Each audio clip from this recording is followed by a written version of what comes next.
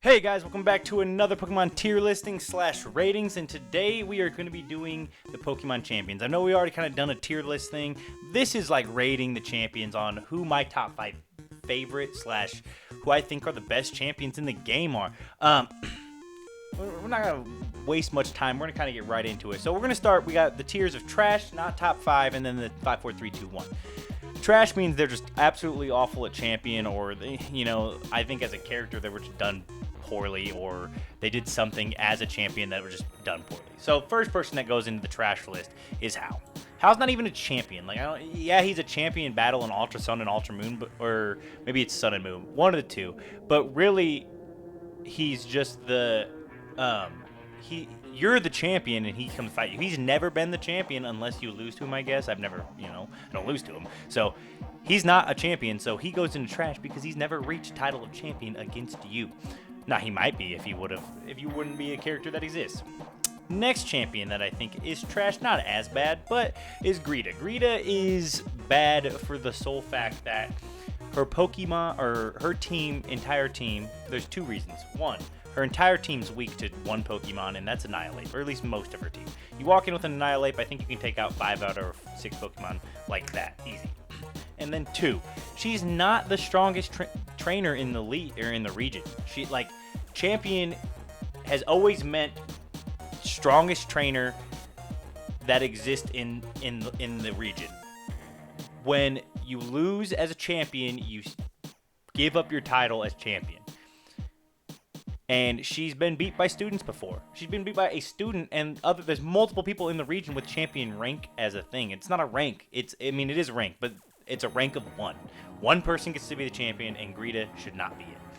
Next we have one more, maybe 2 more that go into trash. I think Alder, hear me out, goes into trash. Because it's nothing that his rematch team is strong.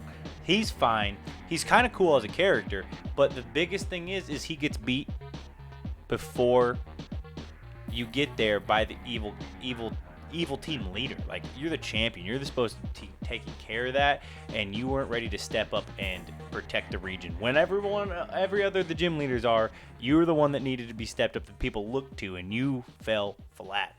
Now, he's not the only champion to be beat, but he's the only champion to be beat by a evil team leader like that. And it's a fall from grace, You have to step up and become the next champion, just like that. So technically, I think Enwood should be on this list, but he's not. I don't know why. But Alder, you're trash. I'm sorry, man. Next, I think just barely missing out on the verge of not trash is Diantha. I think Diantha just doesn't get enough story, and so she's not gonna make top 5. No way. She breaks trash because her team wasn't all bad. I mean, it had a couple, Aurorus. Aurorus wasn't great. Tyrantum's cool. She had Mega Gardevoir, which was pretty sweet. Her team's pretty cool. It's just that it could be better, and then it's not the toughest champion fight that I've seen. And her story, she's just an actor, and that's really all and she's a Pokemon trainer. That's it. Or she's a model. I don't remember what she's actor or model, but it could have done more. But she's not garbage. We don't know that she would lose, but and in the anime, she beat Lance maybe. I don't remember who she beat. She shouldn't have beat anyone, but she beat Lance. So, points for that. Next, we move on to not top 5, but still pretty solid. I think Wallace enters the fray. I think Wallace, Game Freak Pokemon doing something a little bit different with, Emerald.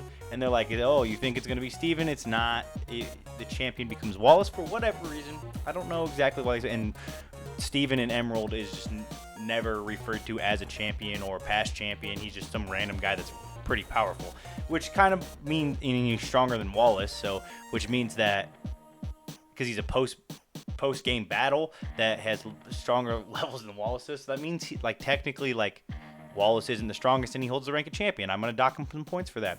He's a good gym leader, not as good as a champion. Not like you want. Steven was iconic and is still iconic to this day. A lot of people's favorites. But Wallace just couldn't hold the title that Steven had. The next one, I think we go not top 5. I think we go Iris. There's nothing wrong with Iris, but it's kind of along the same lines of, I think she's more iconic due to the anime. And in the anime, she works hard. You see that progression of her becoming champion, but it just kind of happens in between the 2-year time skip, and you're like, she didn't even seem that powerful in the original games. I don't know why she's a champion now, but I guess because she's a mighty dragon trainer with a lot of potential. So I guess that's why they did it to her. She has some story to her that's better than like Diantha, but it's still kind of one of those things that's like, okay, you're champion now. I guess that's fine. It is what it is. Now, I know some of these sprites are weird, like Rita Kukui. A couple, their heads cut off, but I think Professor Kukui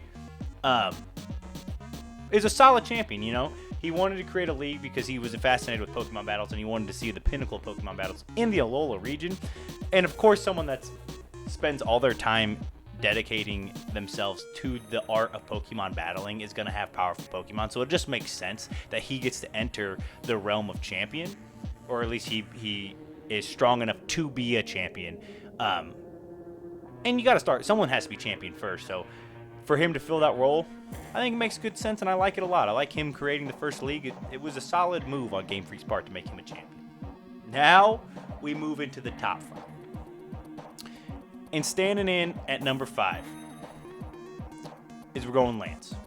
Now, I know what you're thinking. Lance got beat just like Alder did. Well, Lance did get beat.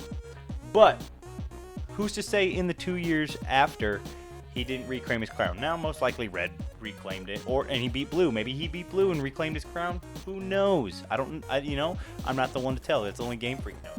But Lance is just iconic. So, he's got that Gen 1 swag, Gen 2 swag going on for him. So he gets props for that. And for me personally, whether it be in a Generation or a Kanto playthrough or a Johto playthrough, Lance always is going to give you trouble every time. I remember I've lost to Lance multiple times. I remember as a kid playing Fire Red Leaf Green, I lost to Lance so many times, and then realizing there was another battle after was crazy. And then he's one of the only trainers in the world that can have a legally evolved Pokemon. So he's got to be pretty powerful to do that, And in like Heart Gold, Soul Silver, Gold and Silver, he is the pinnacle up until you realize Red still exists, So number 5, I just like Lance. Dragon's cool. He's the first dragon guy. Now number 4. I think a lot of people are gonna hate me for this one. Just it has to be. It's Steven. Steven's so cool. I get it. Steven's awesome. He has some kind of mysterious first champion. You gotta be really present in the games as you play through. Lance was kind of for a little bit, but Steven's like there throughout the games. His team's cool. Half steel types that are just, or half his team is steel types that are just really powerful and really, really unique, differently designed Pokemon, I should say. And having a Mega Metagross in Oris is just a French kiss. Really cool guy. His design's great. He's a great, anime. He's big player in the anime.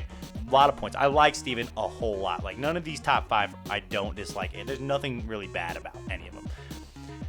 But I'm going to have to put him at 4 because I like these next 3 champions a little better. Now, again, you might hate me for putting him here, but number 3 is Blue. Blue is the first champion. He's the first one you fight.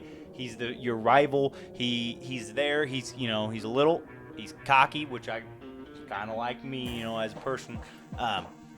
And, you think you're done after you beat Lance. Lance was the champion. And like I said, but no, Blue's the champion now. He's always been one step ahead of you, and he's still one step ahead of you until the very end. And then once you can beat him, his team is so diverse, especially for Kanto. Like, you think now, only using the original 151, it's like, man, there's not a lot of options. But, his team is like the best you can make it depending on what starter you choose. But it's like the best you can make without putting any legends on his team. Like, Blue is the pinnacle of the Kanto games, and I just think, what a great character in general. Now, it'd been pretty cool if Professor Oak would have been there instead, but it is what it is. Blue is great. Now, number 2. We got 2 and 1. I don't think a lot of people are going to agree with me on this, but I think I'm putting Leon at number 2. Why am I putting Leon at number 2, you think? You say, well, Leon, I feel like, especially for the longest time, has been, he's the first champion that we've gotten that in a long time that actually gives you a challenge in the games. He's renowned as the undefeated champion. And I'm, in my personal canon, he's undefeated in the Galar region. He's not undefeated in the world, okay? Let's just get that straight. But he picks his starter that is super effective against you, because a lot of people had problems with the rival choosing the one that's weak to yours, and they did it, but they gave the champion the one that's strong against yours. And his team is just so powerful and different. Like, he's got the Pseudo, he's got a Charizard, which is, to each their own. You love Charizard, you love Charizard, or you think it's overrated. I'm more leaning towards the overrated side, but it's a power, Gigantamax Charizard is crazy. He's got whatever starter you don't choose, so that's another strong Pokemon. What else has he got? He's got some crazy Pokemon. Those three are the ones I remember, but I remember that even it's such a drastic jump from when you do the tournament of facing the gym leaders, that from their levels to his levels, that you're like, oh yeah, he definitely is the undefeated, unreigning champion, because there's like a 15 level jump or something crazy like that. That like he is the strongest in the region, and to become the strongest, he's the person you have to be. And his design's really cool. I think the sports aspect is pretty sweet, and I just think that I like his design a lot. I think Leon, solid number 2 as a champion. And number 1. I feel like it's a lot of people's number 1, maybe for the wrong reasons. My reasons are, she has the best pseudo legendary. She is the hardest champion ever. She had the highest level up for a long time until I think Red, in-game level of a Pokemon.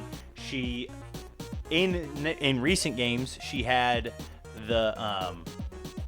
she has like a actually viably competitive team, which is ridiculous, making her ridiculous hard to beat. Probably the hardest battle in all of Pokemon that Game Freak has officially released. So I think in her arcs, in all of, there's a reason why she returns a whole bunch of times in the animes, because iconic character, people love her. And she has like her sisters in there, in the games.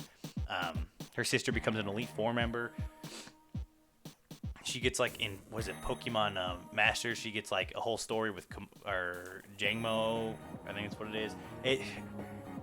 She's slick, she's confident, and she's, in my opinion, should probably be the strongest. When Ash beat her, he's going to beat anyone, because she most likely was the strongest. Her team is ridiculous. Lucario, Togekiss, Garchomp, Milotic, Spiritomb, there's Gastrodon, and there's another one that gets rotated out that I can't think of right now. Frostlass, maybe? Maybe. No, it's not Frostlass. It's something else. But her team is ridiculous, and she's number 1 in my books. Diamond and Pearls are my favorite game, or favorite region. Nymphoi is my favorite region. Her ancestors also really terrifying. So I'm putting her number 1. All right, that's my list, guys. Let me know what you think. Where you would rank people. Who your favorite champion is. Check out my other videos, because I got a lot of stuff Pokemon related, if you enjoyed this one. But that's all I have for today. And until next time, guys. Peace.